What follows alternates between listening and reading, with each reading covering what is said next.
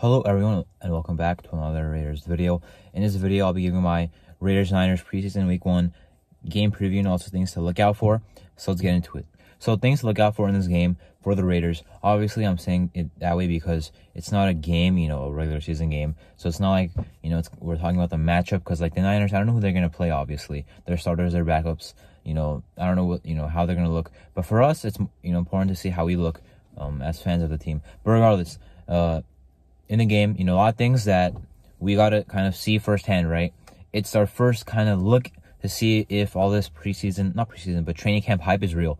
If the defense is really as energetic, making all these plays that they do in training camp, if that actually translates to the field, in a live action game. Probably the most intriguing part to watch of this game is going to be the secondary room.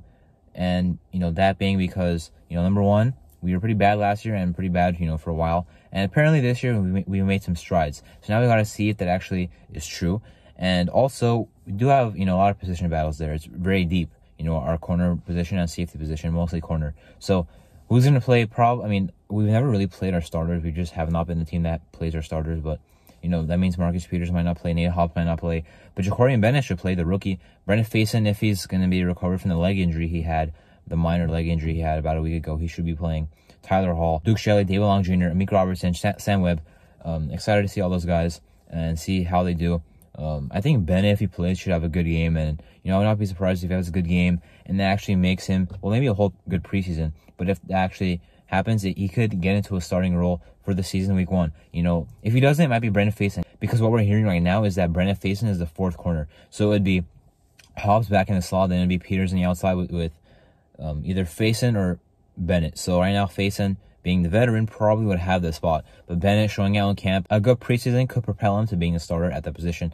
And then at safety, Marcus Epps, Merrick apparently are looking like a good duo.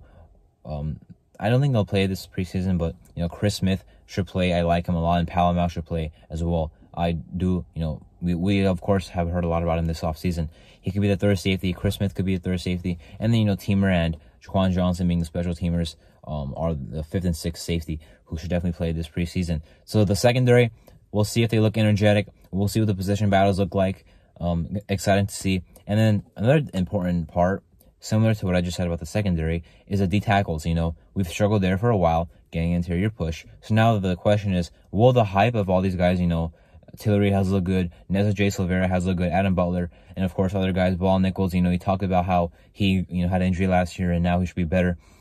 Will those guys actually be better this season? So we'll see if they actually provide that in the preseason to see if, hype is real, basically. Again, pretty deep there. And there's about 9 guys that can make a team, or 9 guys that are on the tackle depth chart right now. And a lot of quality guys there, like Adam Butler is like an underrated guy. I kind of like him. John Jenkins is like a nose, or if Neil Farrell Jr. is not looking the best in camp, then you can make John Jenkins your starter or 2nd string nose tackle to be kind of some insurance as a veteran for a 2nd-year player in Neil Farrell Jr. But also, that's a good question right there. Neil Farrell Jr. and Byron Young just coming back off the injury list that they were on. Byron Young, PUP list, and then Neil Farrell Jr. on the NFI list. Those guys are just coming back, getting back fresh. They could play in this game. They are recently coming back from the lists that they were on, so I'm not sure if that actually will happen. But if they do, guys to watch out for, obviously. DT room has to be better this season. Hopefully they are.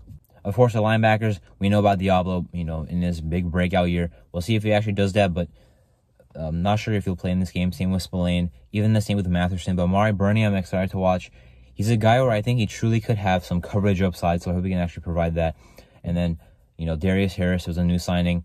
I think they can still go out and get some new linebackers if they need to. Jalen Smith just signed with the Saints, so that's not going to be an option anymore. Rashawn Evans still out there. Anthony Barr still out there. He visited with the Saints but did not sign. Still linebacker options out there if we do need. Darius Harris, I kind of like the signing. He's like he could be a solid linebacker 4 or 5. Like Amari Burney's not developed enough to be like a guy where I rely on as a backup. Okay, he's not good enough against the run right now, and he's a converted safety. So I'd give him some time. Darius Harris is a fine 4th or 5th linebacker until then. On the offense, a lot of moving parts in the O-line and running back, obviously. But O-line, guard, tackle, Darren Munford, is he going to be the starting right tackle or is he going to be on the bench? Because Jermaine Illuminor, was a good right tackle last year, but if you want to get your best 5 unit on the field, I really believe that would be Colton Miller, Dylan Parham, Andre James, and then Jermaine Luminor, and then Thayer Munford. But I do think Jermaine Luminor is better at right tackle. So then it would probably be, you know, Cole Miller, Dylan Parham, Andre James, and then whatever right guard. And then it would be Jermaine Luminor at right tackle. Now, at right guard, I would prefer Nathan Moody if it had to be any of those guys. You know, maybe Greg Van Roten. Alex Bars as like a third guy to roll out there with if it was not, you know, Luminor at right guard. So, my opinion, best 5 would be the first one I mentioned. The second option would be if you want to put Luminor at right tackle because you believe he's better there. So, anyway, I think those are good, you know, O-line options. Thayer Munford, I know he's a 7th-round pick, but he had a lot more potential than that, you know.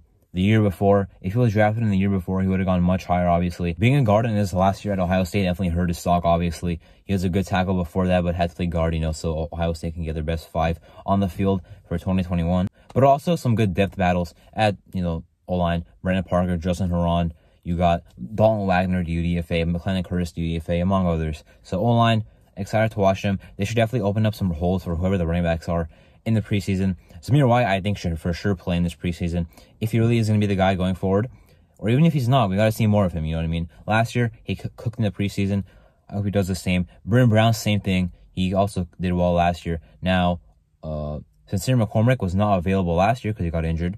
But this year, I hope he plays, well, he should play. And I hope he plays well. And then, you know, Austin Walter off the year, of course. But today, the Raiders signed Damian Williams. How much will he even produce this year? I'm not sure. You know, he could just get cut, honestly. But if not, he can serve as like a running back 3 or 4. Because I think Amir Abdullah is a better receiving back at this point. I don't think Amir Abdullah is better because he's been productive, you know, more recently than Damian Williams as a receiving back. So that's why I would prefer Amir Abdullah for that receiving back role. And of course, Bolden, you know, it's up there in age. But at this point, mostly a special teamer. So running back room, lots of depth, lots of options in a committee if you don't have Jacobs coming back. If he does, still I think we'll, you know, see some pretty fair rotation between him and Zamir White, because Zamir White should play definitely, you know, a lot more this season. Even if Jacobs is here, Zamir White should get, you know, somewhere between 70 to 100 carries, in my opinion. If he's not, well, then Zamir should get around 200, and then everyone else will split a lot more than that. You know, will split between the rest of the, let's say, 100 or 150 running back reps there, well, like rushing the ball itself. Hopefully Jacobs is back, though. Now, quarterback Garoppolo is probably not going to play a lot, and then O'Connell should play a lot, though.